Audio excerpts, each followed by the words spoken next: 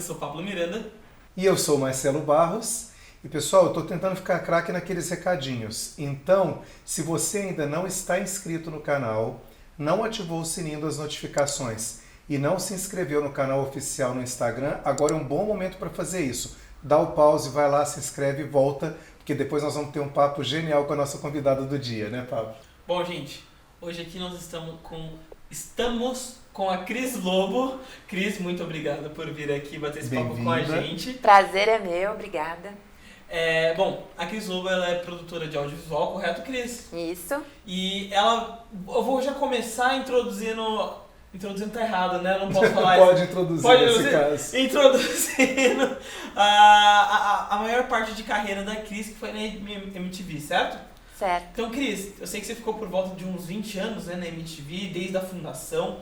Da onde veio a decisão, vamos começar a MTV no Brasil? Como que chegou até você e como que deu toda essa história? Ah, tá.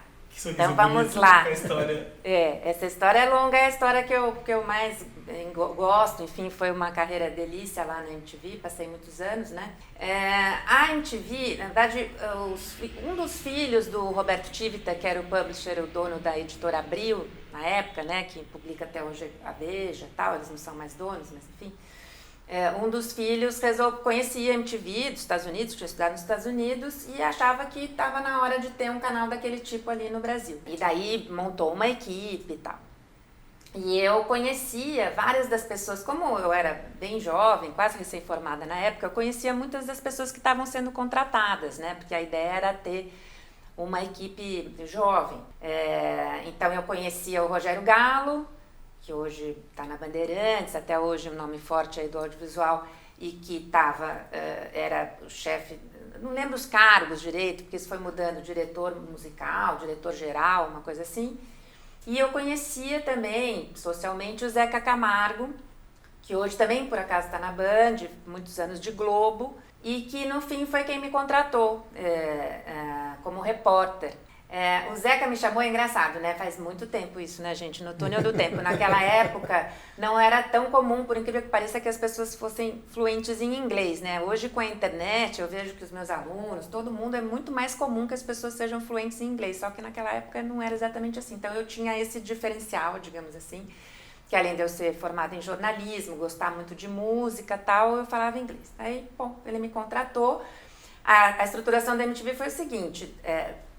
uns 6 meses antes do canal ir para o ar, vieram vários especialistas da MTV gringa, né, dos Estados Unidos, basicamente da matriz, e para treinar a gente, porque naquela época, hoje também, outra coisa que mudou muito hoje a TV a cabo domina, né, é super familiar pra gente. Naquela época, a TV a cabo estava entrando no Brasil, então esse conceito... E a TVA era muito recente, né? Exatamente. Esse conceito de uma televisão que não fosse assim para toda a família, como a Globo, a Record, né? Que fosse uma TV mais nichada, como a gente fala, né? Em música, em jovem, não era muito comum, né? Então, os americanos sabiam disso, então eles vieram aqui para treinar a gente a fazer. E eles tinham também uma preocupação muito grande com a marca. A MTV, naquela época, ainda é uma marca importante, mas naquela época era uma das 40 mais importantes do mundo. Rivalizava assim com Nike, com Coca-Cola. Então os americanos, cada vez que eles iam abrir uma MTV, porque eles eram sócios da Abril, a Viacom, né, que até hoje é a dona da marca MTV, eles se preocupavam em treinar as pessoas. Então foram isso, vieram uma série de profissionais muito interessantes para cá, treinaram a gente, até porque havia muita gente jovem, muita gente recém-formada. A formação era mais ou menos assim, os técnicos, as câmeras, os caras de áudio e tal, eram da Globo tal, para não dar chabu, né? Porque é quem é mais importante no fundo, no começo. E a gente de criação, assim, aí eles apostavam mais em gente mais jovem. E a foi programação assim. Visual era maravilhosa, né? Esse era o ponto forte. Era muito forte.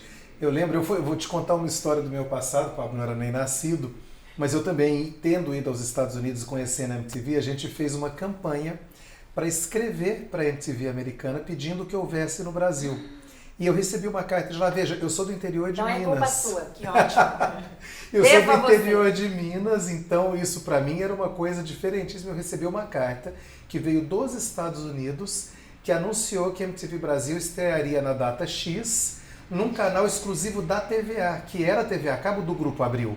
Exatamente. Né? Então eu fiquei super feliz. Eu vou te dizer que eu fiquei mais feliz de ter recebido a resposta, porque eu era um jovem do interior de Minas recebendo uma resposta lá dos Estados Unidos. Os tempos eram outros, como você disse, né? Que incrível, né? Você sabe que você é só a segunda pessoa que eu sei que teve essa tal resposta. Eu sei que várias pessoas, não muitas, mas até o apresentador, por exemplo, Marcos Mion, da Globo, Sim, hoje, que trabalhou comigo, foi uma das pessoas que me conta que mandou carta para ter MTV no Brasil e tal. Mas que responderam, você é só o segundo que eu ouço falar. Que bacana. Eu recebi sim, eu lembro do MTV, a fonte. Ah, porque era efetivamente a nossa fonte de saber sobre música. Sim. Né? a gente tem que Tinha pensar... a revista Bis, mas enfim, a gente em televisão foi algo muito bem sucedido e parabéns pelo trabalho. Muito obrigada. Agora eu sei também que nós temos algo em comum, você e eu, Cris, que ambos somos professores, só que em áreas diferentes. Inclusive você é professora do nosso companheiro de Conta Tudo, do Vitor Torres, está ali atrás. Exatamente. E me parece que você trabalha com a área de audiovisual, mas tem um aspecto específico que você mencionou que eu fiquei muito curioso, que é o mercado do audiovisual. Veja, eu sou professor de língua, então isso para mim é uma distância imensa. Que tipo de coisa vocês abordam? Como é essa disciplina? Eu fiquei curioso para saber sobre ela. Eu imagino que tem gente nos assistindo que também esteja. Que bacana. O Vitor, meu aluno querido, né? Obrigada pelo convite, por ter me apresentado aqui para o pessoal. Então, é diferente mesmo. A faculdade onde eu dou aula, a SPM, em geral, é uma faculdade muito voltada para o mercado, no sentido assim, por colocar as pessoas que estudam lá, ter essa preocupação que os estudantes estejam fazendo estágio, estejam colocados no mercado e tal. Então é um valor assim, para eles forte que você tenha, ao mesmo tempo que o conteúdo, alguém experiente no mercado. Então os professores, normalmente, além de terem uma preocupação acadêmica, claro, com currículo acadêmico, mestres, doutores, como a gente e tal, mas tem também uma preocupação, em parte, pelo menos, dos professores, ter tido uma experiência prática grande para passar isso para os alunos, né? E a disciplina, especialmente que você muito bem prestou atenção, porque é uma disciplina diferente mesmo. Sim, fiquei curioso. É uma disciplina, inclusive, que eu dou não só para as pessoas, para os alunos de cinema, mas ela é aberta, ela é eletiva, né? Então ela pode, o pessoal de administração faz, o pessoal de publicidade e marketing, né, que hoje a gente chama de comunicação, também faz, o pessoal de design faz, eu tenho aluno de todas as áreas. A ideia é dar uma visão do que é o mercado audiovisual. Por quê? Não de nada prático, mas da parte mais do mercado mesmo. Em que sentido, né? É muito comum, por exemplo, eu ver pais e mães que vêm, mas o que meu filho vai fazer? Vai fazer cinema, vai morrer sem dinheiro, não vai ganhar dinheiro, exatamente, não vai ter emprego, precisa ser amigo de não sei quem, precisa ter conhecimentos e tal. Eu falo, gente, realmente já foi um pouco mais assim. É um mercado competitivo, porque é uma profissão, acho que todo mundo gosta bastante, muito variada e tal, mas é um mercado que foi se profissionalizando no Brasil. E o consumo de vídeo no Brasil aqui é uma loucura, né? Então a gente tem canais de YouTube super legais com conteúdo, com essa qualidade, né, que precisam de profissionais do audiovisual, né? A gente tem qualquer coisa hoje, você vai, sei lá, a propaganda do Hospital Sírio-Libanês, não é mais um folheto, é um vídeo, né? Então, o que eu conto é um pouco todas as possibilidades que você tem de atuar no mercado, né? De fazer vídeo de treinamento, videoaula, bate-papo, até as grandes séries, as grandes produções, né, para Netflix, para os players mais, mais exigentes, etc. Então, todas as possibilidades e como você pode atuar. Porque também aqui muito é a terra do diretor, né? Então, tem o diretor e tal. E é um trabalho em conjunto, né? Que todo mundo é importante. O roteirista é importantíssimo, né? A equipe técnica toda, o diretor de fotografia. Então, eu falo sobre todos esses aspectos do mercado. Agora, é um curso, a disciplina, o que é interessante e complexo também, que você tem que atualizar todo semestre. O tempo todo, eu imaginei. Porque agora é streaming, agora só se fala de streaming, né? A televisão, a TV a cabo, né, por exemplo, caiu um pouco de audiência e tal, né? Mas ao mesmo tempo game cresceu muito também. Então, e você acompanha isso tudo. A ideia é que não é uma disciplina que eu preciso me aprofundar em nada, né? Eu não vou ensinar como você atuar no mercado de games, mas eu vou falar o tamanho do mercado de games, por exemplo, tudo que está acontecendo, que tem brasileiro ganhando prêmio lá fora, que você pode trabalhar à distância. Então eu vou, enfim, escrevendo aí o mercado para o pessoal, né? Que legal. Nesse quesito de mercado de trabalho, né?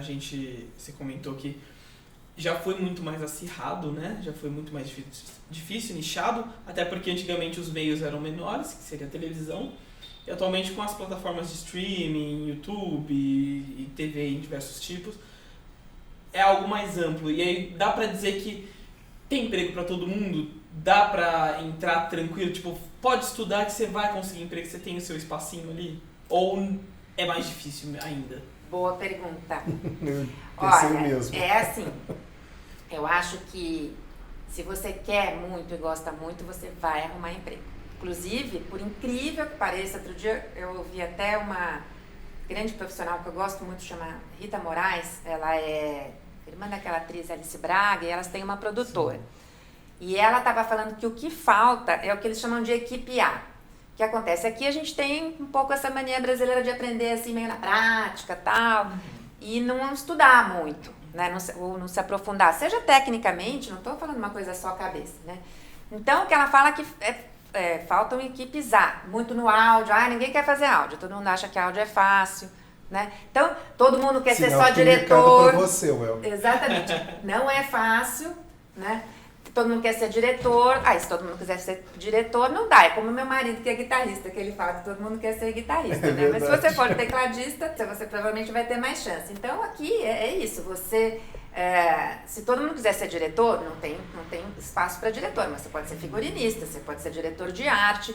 Tem essa segunda questão, que a gente precisa se profissionalizar, se especializar cada vez mais, né? Então, estão começando a surgir novas empresas de áudio, por exemplo, preocupadas com finalização, com trilha sonora, que a gente realmente não tinha, né, esse tipo. Mas já está crescendo.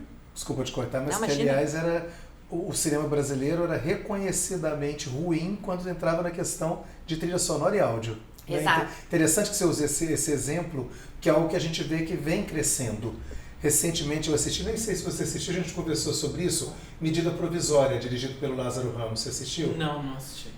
Excelente filme, você teve a oportunidade de ver já? Não, tô louca pra ver, mas fico esperando minha filha, daí fico esperando o marido, aí nunca ninguém pode no mesmo dia, mas eu vou assistir. Mas veja, e uma coisa que me chamou a atenção, mais uma vez, como espectador e não como profissional, é a qualidade do áudio, porque essa costuma ser uma pedra no sapato do cinema brasileiro, né?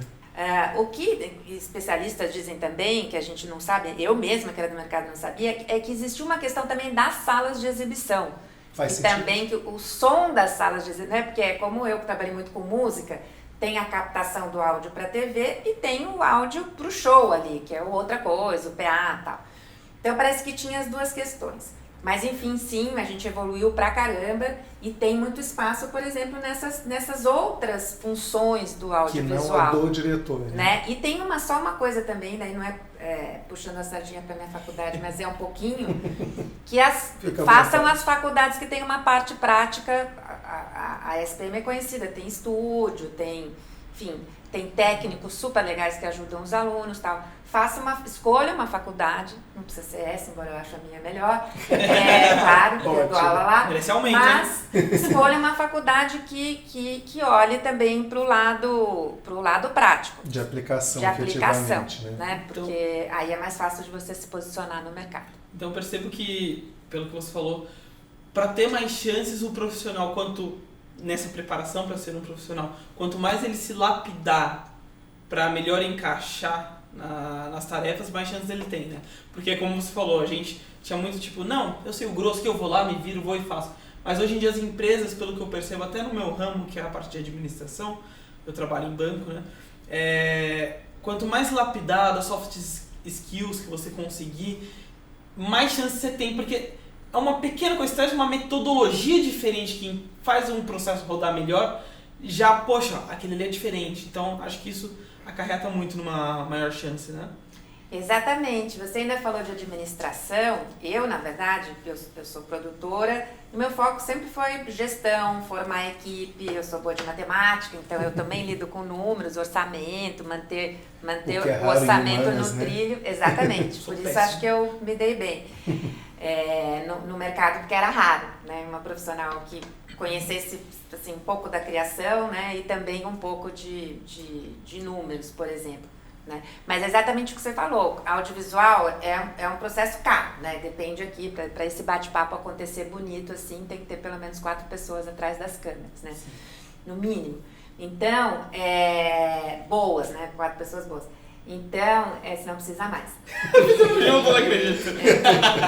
Mas, então, eu vou viajando, falo muito, vocês me cortem mesmo, tá? É isso que a gente gosta. Mas então a gente precisa, por exemplo, de uma pessoa de gestão, porque são custos muito altos, né? Para otimizar o tempo, para tudo é muito volumoso, para montar as equipes de uma maneira que as coisas fluam de um jeito bacana, né? Então sim, e essas especialidades todas é isso. Que a gente precisa de diretores de arte, tanto na parte técnica quanto na parte criativa, mas menos essa parte geral, assim, né? Eu quero escrever ou dirigir. Não, tem um monte de outras coisas para fazer. Eu gostaria de escrever, se eu fosse pensar. Mas deixa eu te fazer uma outra pergunta e estabelecer. Sei que além, você já mencionou que você é produtora de audiovisual e quero estabelecer uma conexão com o episódio anterior que a gente teve aqui, nesse mesmo sofá do Conta Tudo, com uma pessoa, uma convidada nossa chamada Sandra Mantovani, que é produtora de teatro. Então agora a gente está falando de um bicho diferente. Tem produtora como comum, mas o bichinho é diferente, né? Sim. O que você acha que é mais... Ela falou pra gente o que é característico da produção de teatro. O que você acha que é mais característico da produção de audiovisual? A produção de audiovisual tem um lado técnico que você tem que saber o mínimo, né? Eu vou... A permissão para ser sincera. Eu sou boa, eu acho, aquela... metida não, porque eu vou falar do que eu não sou boa. Em criação, em números, em gestão. Mas, por exemplo, a parte técnica é uma parte que eu tenho que estar atento o tempo inteiro. E é uma característica fundamental do audiovisual. Né? E é uma característica que é muito ligada, a gente fala de técnica, mas é tecnologia. Então, você tem o tempo inteiro. Então, acho que essa é uma característica muito diferente. Né? Você tem que estar ligado na tecnologia, nas mudanças tecnológicas o tempo inteiro. Seja porque agora você não faz mais para televisão, você está fazendo para o YouTube, está fazendo com câmera no vertical, mudou o tipo de imagem. Né? Hoje em dia as câmeras são mais baratas e mais precisas em algumas coisas. Como é que é essa imagem? Como é que vira a iluminação em cima disso? Então não é que você precisa saber em detalhes, né? Mas eu sempre falo, você precisa saber quem faz bem. Então eu tenho uma agenda muito grande de técnicos e tem que estar muito ligada nas mudanças tecnológicas que envolvem essa captação, né? Os microfones, o que tem no Brasil, o que não tem, qual que é a diferença de você fazer para televisão, para cinema, para YouTube, né? Então acho que essa é uma diferença, que a mesma entrevista que está sendo captada, ela pode ser captada diferente dependendo para onde você quer. Você pode querer também mandar para todo quanto é lugar, né? Que hoje em dia também tem isso, né? Cross-mídia, você manda... Mas tem normalmente um veículo ali que você vai ser principal. Então acho que é isso. Tecnologia é um diferencial. E faz todo sentido pelo que a gente conversou com a Sandra, né? Que lá a questão, no teatro, a questão é muito mais craft, né? Uma coisa mais, o quê? Artesanal, talvez seja isso? Acho que sim. Você faz a coisa de uma forma muito mais específica para aquele contexto. Basicamente, a grande questão, você tem iluminação, atuação e cenografia, essencialmente, né? Isso. Dependendo do tipo obviamente, do tipo de espetáculo que é. Mas eu acho que a interferência, pelo que você está nos descrevendo agora, se eu tivesse que estabelecer um paralelo, eu acho que a grande diferença é a questão de estar ligado na tecnologia. Nós temos esse canal que é bastante recente, como você sabe, e nós já mudamos a tecnologia de captação de imagem. A gente tinha um tipo de câmera, por exemplo, e agora a gente tem outro tipo de câmera que surgiu e a gente está vendo isso acontecer numa velocidade muito grande, né? E claro, depende de grana, depende de uma série de fatores, né? Exatamente, ainda tem isso, é uma variedade, você pode fazer de várias maneiras conforme o dinheiro que você tem. Mas você usou uma palavra que eu acho perfeita, me permita assim, fazer mais um adendo. Por favor. que é artesanal, né? Acho que a diferença de audiovisual é que ela fica muito no meio do caminho entre arte, e isso eu uso para os pais para dizerem, para convencer de que vai ter emprego. Muito no meio do caminho entre a arte e a indústria, né? O teatro ele é mais mesmo artesanal, né? Como exatamente o que você falou. E a gente tem um pezinho no artesanal por um lado, a parte da criatividade, do roteiro, né? É artesanal também de alguma maneira, mas tem uma parte indústria, né? Porque você vai fazer cópia, vai mandar para o cinema, né? A televisão, então fica mais no meio do caminho. O teatro é mais artesanal mesmo. E aí, essa palavra é perfeita. Pegando essa veia do quesito profissional, né? Então, talvez encerrar, eu acho que você quer fazer uma outra pergunta. Fica tranquilo. A gente percebe, e aí pode até usar você de exemplo, o profissional antigamente, quando ele era bom, ele entrava e ficava na empresa e fazia carreira, por exemplo, você na MTV.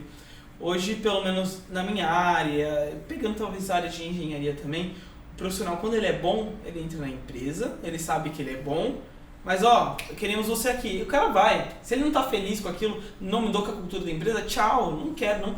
Hoje em dia a pessoa não entra mais, vou fazer carreira, tem que ter uma vida. Não, ele quer tá bem, quer gostar da cultura, quer ter uma motivação.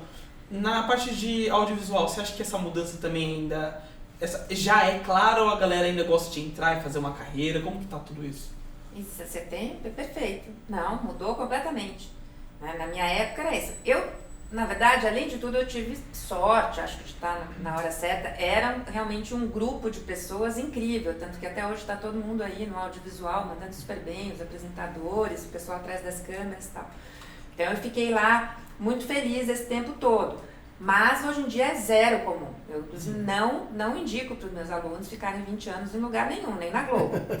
Né? Você vê agora um monte de gente saindo na Globo, estão saindo um pouco na marra, mas vai ser ótimo para eles ter outra experiência. Porque senão, hoje em dia, e tem a ver com essas mudanças tecnológicas, na minha época ainda, as coisas demoravam muito, né? Eu passei, sei lá, mudou, os modelos de câmera mudaram 3 vezes em 20 anos. Eu estou exagerando. Mas tudo demorava mais. A Ilha, né? Tudo bem, começou com D2, quando eu saí já era Final Cut, mas em geral as mudanças eram mais lentas. Então você ficava no mesmo lugar, também fazia sentido. Agora é isso, é tudo tão rápido, né? Quer dizer, um dia a TV acaba bombando no Brasil com as leis de incentivo, no outro dia é o streaming que está bombando, com outras demandas, né? E com mais dinheiro, né? Então, por exemplo, hoje em dia o lugar mais legal, eventualmente, para se estar é nos que estão ascendentes, né? Nas plataformas de streaming, pra gente, pra minha área, né?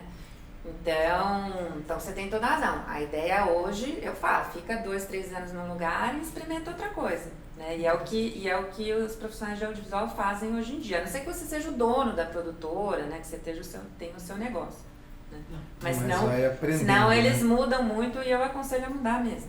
Que é a chance de aprender também, né, Cris? Assim, estar em lugares diferentes, eu acho que é sempre uma chance de aprender. Curioso que você tenha falado dessa questão da Globo, porque eu li, se não me engano, ontem ou anteontem, porque eu vou confessar para você que eu tenho uma assinatura em papel da Folha de São Paulo desde 1989. Tamo junto. Ininterrupta.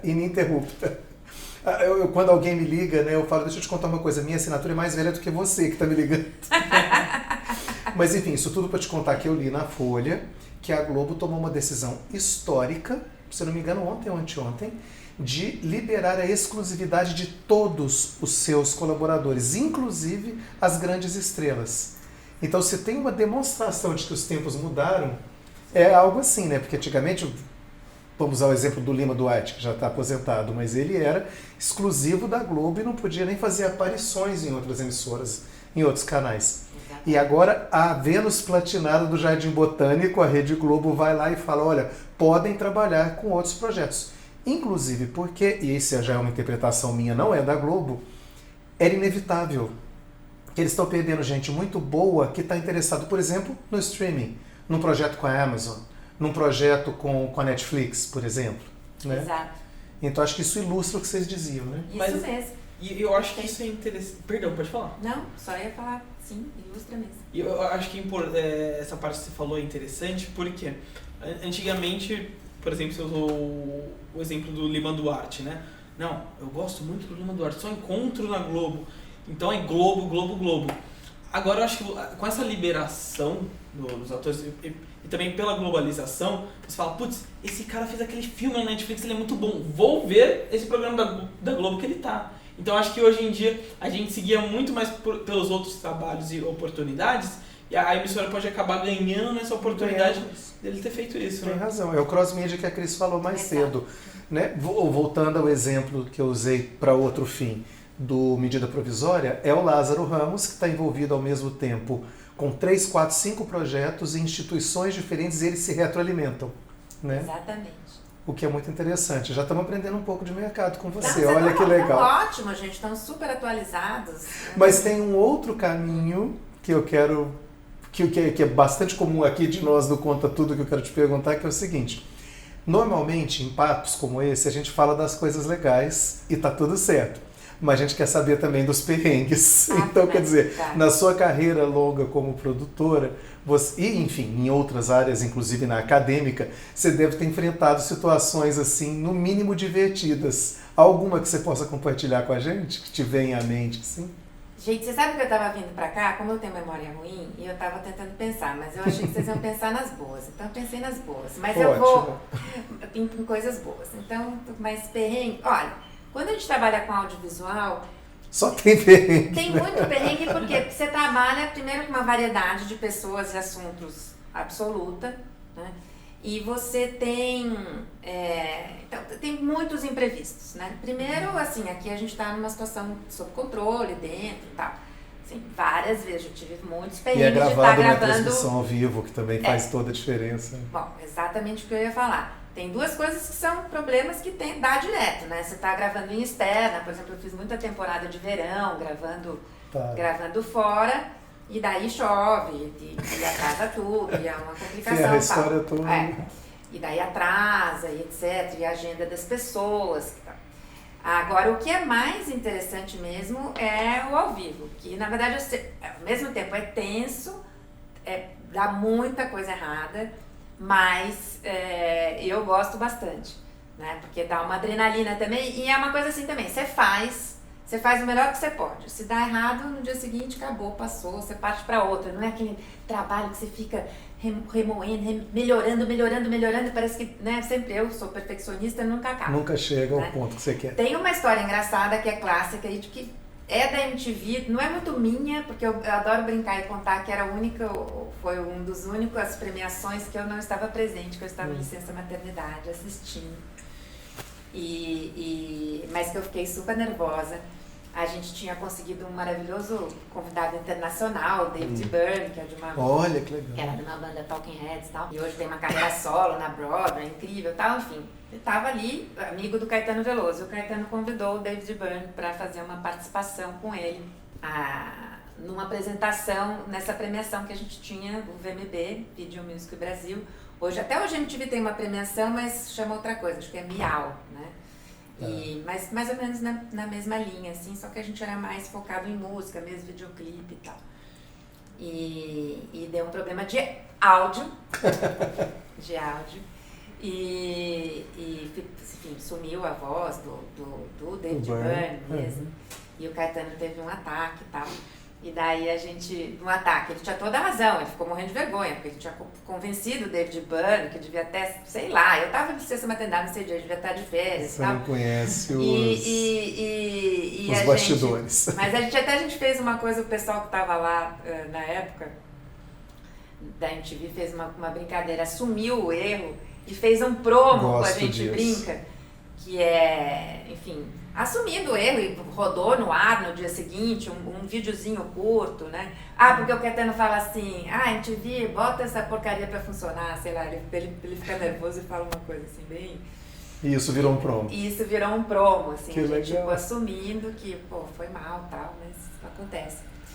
E muita coisa. Teve uma vez que aconteceu uma coisa bem chata, que eu nem posso falar o nome da banda. A gente era muito certinho, tinha 2 virginianas na direção da MTV, eu e minha amiga Ana Butler.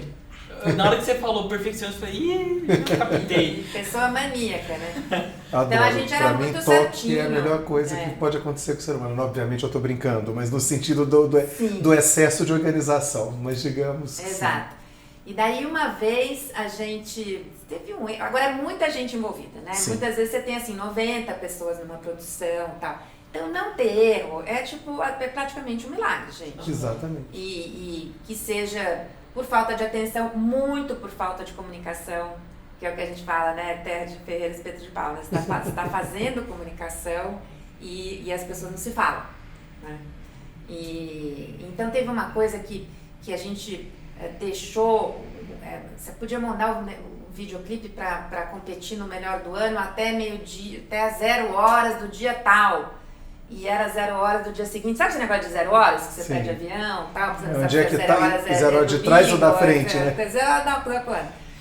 E daí, só que uma banda se sentiu, que era de amigos, se sentiu prejudicada e falou em má fé. E foi horrível, porque tipo, se tinha uma coisa que a gente não tinha, era má fé, assim, a gente era muito certinha, assim. Então, acontece coisas chatas. Depois a gente superou, provou que não era má fé coisa nenhuma e tal. Mas, gente, o tempo todo. Mas sempre, vou te falar, assim, eu só tive final feliz, com todas as complicações, né? Mesmo as pessoas falam muito assim, artista é muito difícil, né? Artista ou é metido, ou é cheio de exigência. Muita fogueira das vaidades. Fogueira das vaidades, tal. Eu, além de virginiana, sou uma pessoa muito reservada, né? Então eu admiro muito quem se expõe, Não parece, né, que eu sou reservada aqui. Como agora eu sou professora, eu soltei um pouquinho. A gente perde um pouco da vergonha, é verdade. Perde a vergonha, né? Mas eu não gosto muito de... Então eu admiro muito o apresentador, ator, atriz, que tem que estar o tempo inteiro, sabe? Tem que estar lá lindo e ter opinião sobre tudo e tal, né? Então, quando eles dão um pouquinho de trabalho, e não são todos, inclusive, e eu acho que faz parte. Tá tudo bem. Acho que eles merecem ser mimados, sabe? Isso eu aprendi muito na MTV mesmo. Desde no começo da minha carreira na MTV estadunidense, eles falavam muito isso. Ó, o artista tá aqui para ser mimado, sabe? A Marisa Monte vem te dar uma entrevista, você vai comprar sushi pra Marisa Monte, cara. É uma deusa. Você vai fazer o quê? Claro. Você vai dar, sabe, sei lá, pão de queijo amassado pra ela? Mas por que você acha que... Não que ela tenha pedido, tá? É um exemplo que eu tenho. Mas por que você acha que eles devem ser mimados? Porque assim, às vezes eu paro e penso, né? Se um dia eu fico famoso ou algo do tipo, cara, eu acho que eu ia odiar que me mimassem, assim, porque eu penso, cara, eu sou como você, eu sou um ser humano como você, eu não posso ser tratado como maior ou algo do tipo, uma divindade. Claro que todo mundo gosta de um carinho, de ser reconhecido, mas me vejo como seu, eu quero, tanto quanto você quer me agradar, eu quero te agradar, né? Então por que você pensa que talvez se mimar é bom? Você tem toda a razão, talvez mimar seja um pouco forte, mas você olhar para o outro, eu trabalho com audiovisual porque é em grupo, né? Eu fiz jornalismo de formação, mas eu nunca quis sentar numa máquina, sou da máquina de escrever, desde me entreguei aqui no computador e ficar escrevendo sozinha. Eu gosto da interação. Então eu gosto de gente, né? Por isso que eu sempre, a parte principal da minha carreira foi com os apresentadores, muito assim, de descobrir apresentadores, né? De cuidar assim deles de algum momento da carreira, tal, na MTV, né? Eu tenho uma relação bem próxima com vários apresentadores, tal. Então, o que eu acho assim, por exemplo, às vezes você pega um cantor que vem, esses voos malucos aqui do Brasil, que fez ontem um show em Belém do Pará e chegou para te dar uma entrevista virado, entendeu? Então ele tá meio de mau humor e pede para comprar um café, mas não é porque ele é mimado, entendeu? É porque ele tá virado, não teve tempo de comer. Então assim, os horários de artista normalmente são muito malucos, entendeu? Então quando um ator uma vez pediu para eu mandar alguém ver os cachorros dele na cidade dele, porque não tinha ninguém pra ver, ele tava no set, gravando uma série comigo, há 6 dias sem sair do set. Dormia, acordava, trabalhava, e não tinha tempo de olhar os cachorros. Então, entendeu? Eu acho que é sempre uma questão de você ser gentil. Claro, tem gente que abusa, como em qualquer área, e daí começa a pedir coisa absurda e tal. 50 toalhas brancas, mas você não pode achar coisas. que todo mundo é assim. Às vezes os pedidos têm a ver com a vida que ali as pessoas estão levando, né? Que é uma vida, não é que também é só puxada, né? Mas é uma vida sem horário. Quando eu busquei esse outro momento da minha vida que é ser professora, é porque eu queria mais rotina, né? Eu não queria, estava um pouco cansada, malucos, né? Trabalhar de noite, viajar muito de avião, ficar muito longe da família e tal. E isso é uma coisa que essas pessoas passam direto, né? E você fala, tem glamour? Tem, mas eu juro pra você, porque mesmo eu atrás das câmeras viajei muito, né? Sei lá, a cidade que eu mais conheço depois de São Paulo é Miami, porque a MTV tem uma subsede em Miami, né? A sede principal é Nova York, mas para os latinos é Miami. Tá. E uma hora eu não aguentava mais mesmo, né? Porque era muito cansativo e você não tem rotina, você não vê a sua família e tal. Então, enfim, foi um pouco longe aí, mas um pouco para falar disso. Você tem razão, não é que é mimo, mas acho que você tem que olhar para o outro, né?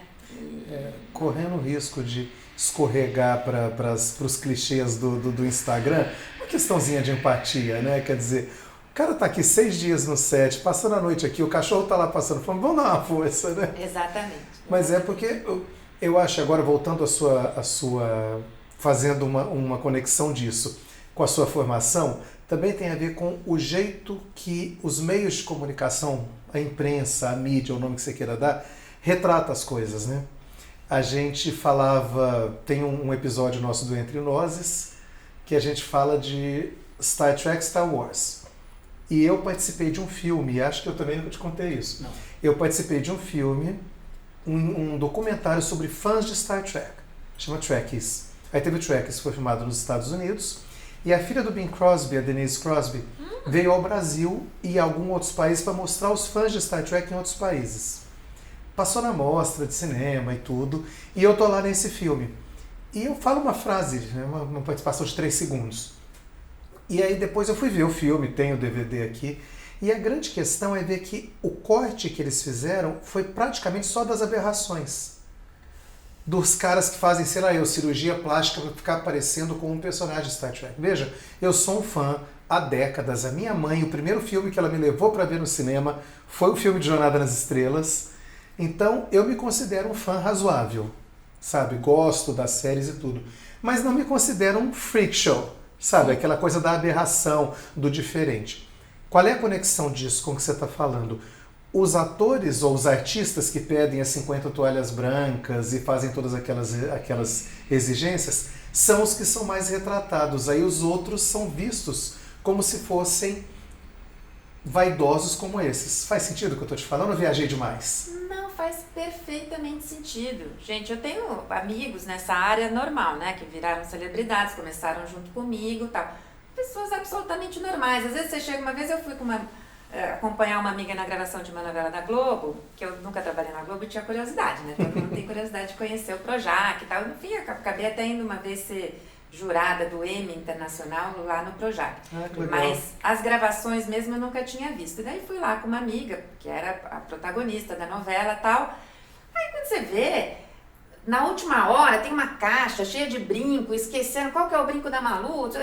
Enfim, é uma vida de operário da arte, cara. Fazer novela na Globo é um negócio assim, é acordar às 7 da manhã, trabalhar até às 9 da noite, entendeu? Comer lanchinho às vezes, entendeu? Comer todo dia no bandejão do Projac.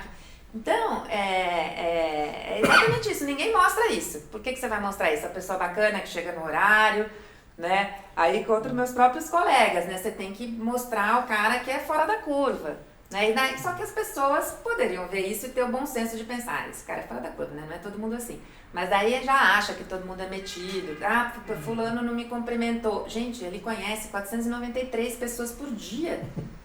Não cumprimenta, não é que esqueceu de mim, esqueceu de todo mundo fora da família dele, dos primos dele, que nem a gente, entendeu? A gente lembra de quem? Da nossa família, dos amigos mais íntimos e acabou. Exatamente. O pessoal do trabalho, acabou. É aquela história da dedicatória no livro, né?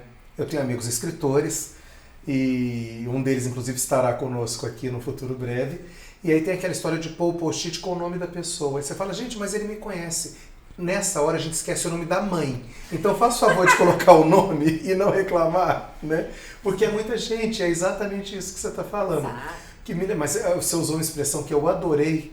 Vitor, pode ser do corte, inclusive, que é a questão do operário da arte. Reza a lenda que tem uma história do Tony Ramos, você obviamente já ouviu essa história, mas é uma história do Tony Ramos de décadas atrás, que ele estava numa gravação e a mãe dele precisou muito falar com ele e ligou no estúdio.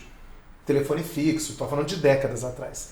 Aí ele pegou, levantou e foi atender onde havia um aparelho lá, e as pessoas em volta viram e falaram assim, mãe, depois eu converso com a senhora, porque agora eu estou no serviço. Sabe? Então é uma fala que você não imagina, que o Tony Ramos vai falar que está no serviço, e é isso. É um trabalho com seus perrengues, com as suas benesses, como qualquer outro, né? Não como qualquer outro no sentido da intensidade, mas do fato de que há mais de uma dimensão, não é? Exatamente. E esse exemplo é maravilhoso, eu não conhecia, mas o Tony Ramos é queridíssimo no meio por isso, por ele encarar o trabalho dele dessa maneira. E é isso, ele não chama tanta atenção, porque ele é o bonzinho. Se ele estivesse nos Estados Unidos, ele era o Tom Hanks. Ele era o rei do pedaço, entendeu? Porque lá eles valorizam quem é bonzinho, né?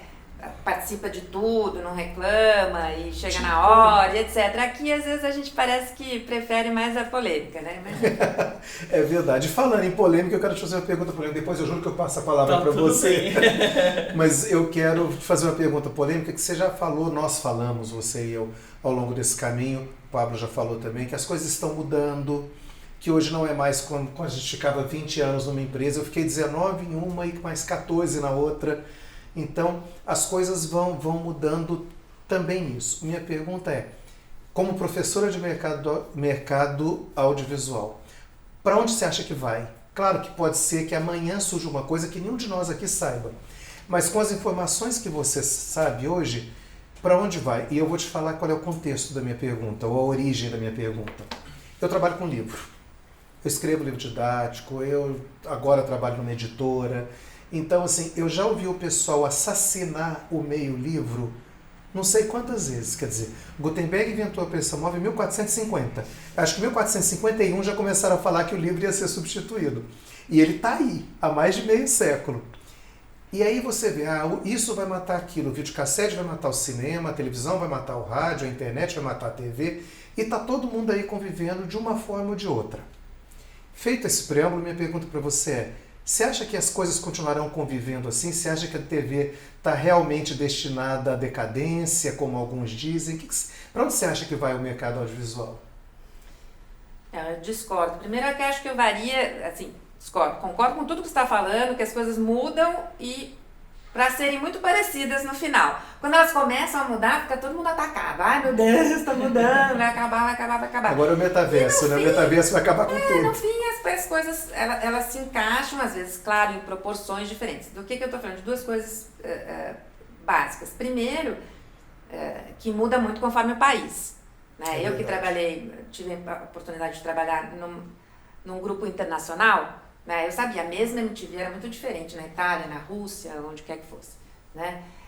Então, a TV aberta no Brasil, por exemplo, tem um peso, mas sempre teve, muito maior do que na França, por exemplo. Né? A Globo, proporcionalmente, a grande emissora da França, com certeza não tem a importância que a Globo tem aqui.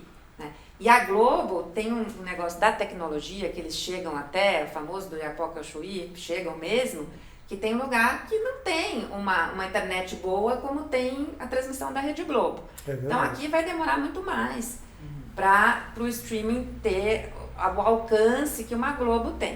Né? Isso é uma coisa. Né? O tempo em que as coisas vão acontecer vai ser diferente nos Estados Unidos do que aqui, por exemplo. Outra coisa, eu acho que, por exemplo, quando a gente tem um boom de BBB, ou quando a gente tem de novo uma novela Pantanal, você não pode falar que a TV aberta está caindo. Né?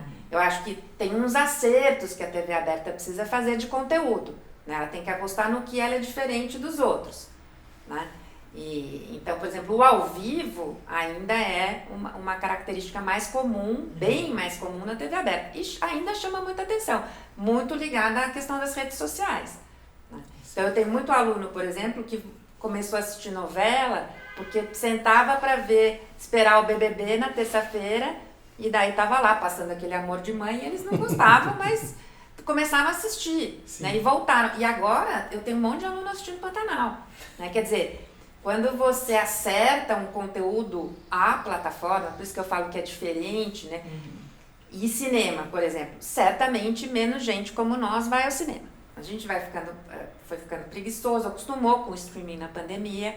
Né? É mais seguro. É verdade, teve a pandemia. Né? Você pode levantar e pegar uma tacinha de vinho e tudo bem. Tal.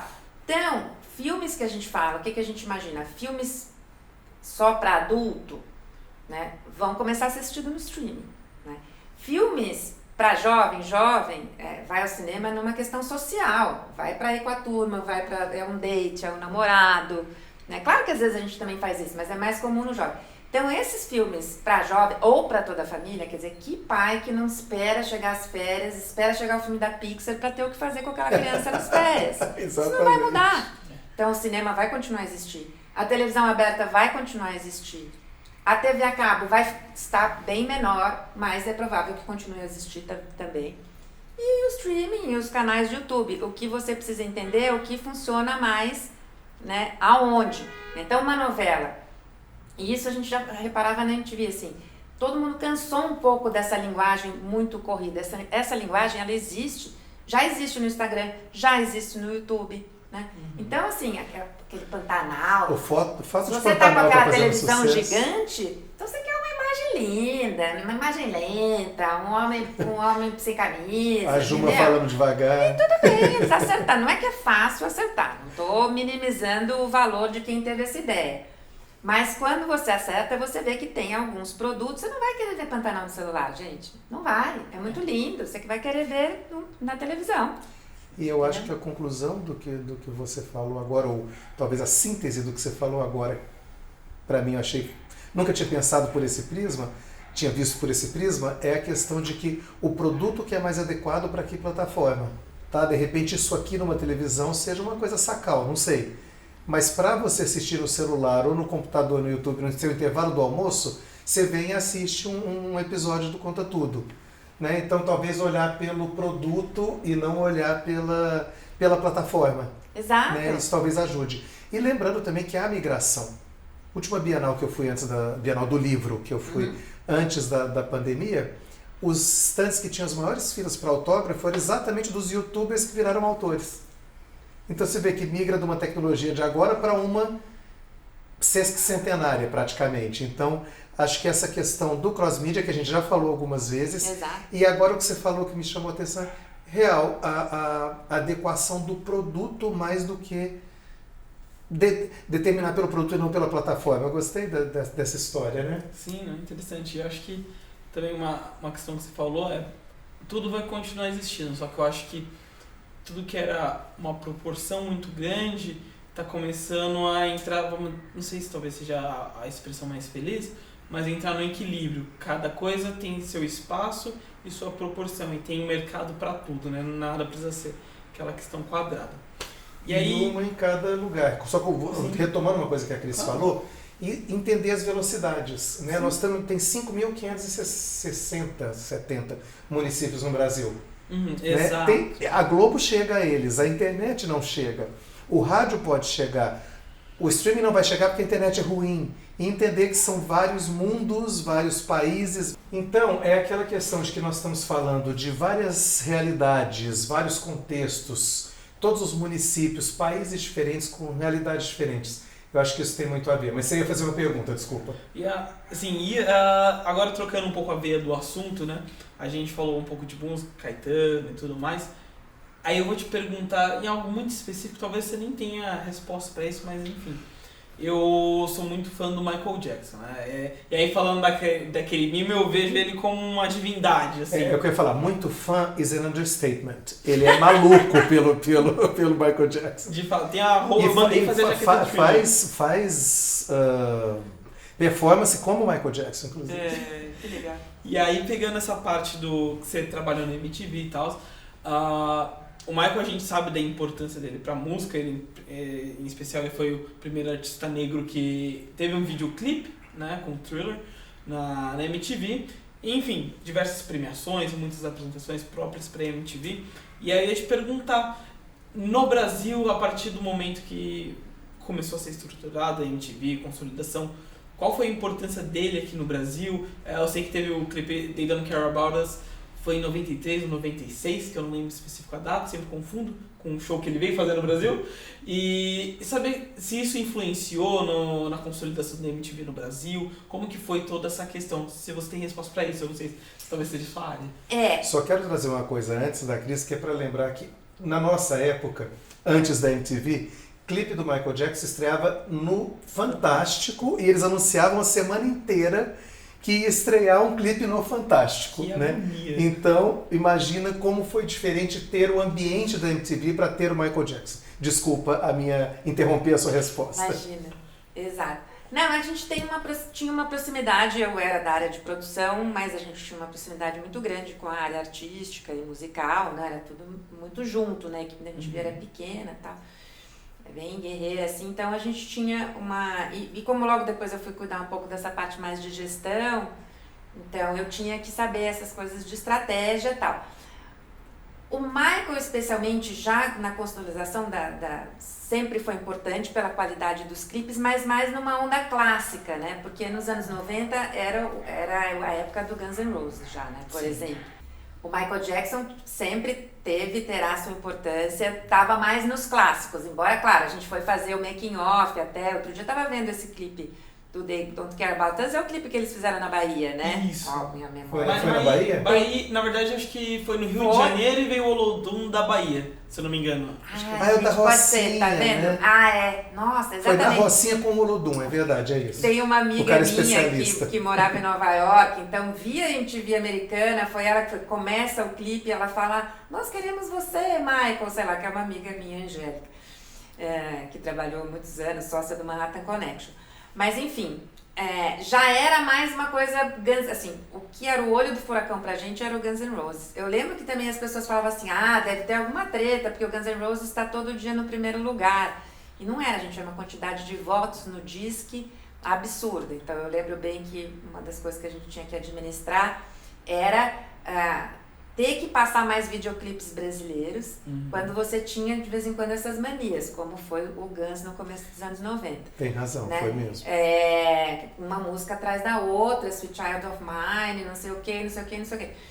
E a MTV brasileira sempre quis, e esse era um diferencial da gente, a gente queria ser a MTV Brasil, tanto que a gente se chamava de MTV Brasil. Hoje em dia, essa MTV, por exemplo, é MTV, né? E os Estados Unidos nem gostavam muito, mas a gente se chamava de MTV Brasil, porque a gente tinha um mercado de música super forte, tanto que uma época a gente tocou até pagode, foi criticado inclusive, mas a gente achava legal valorizar a música brasileira que tivesse em voga naquele momento. Né?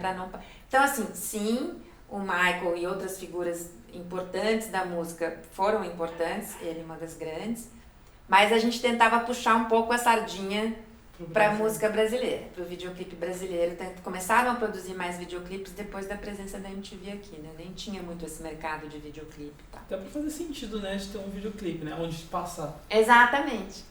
Tanto é que o primeiro clipe da MTV, se me corrija se eu estiver errado, foi Video Killed the Radio Star.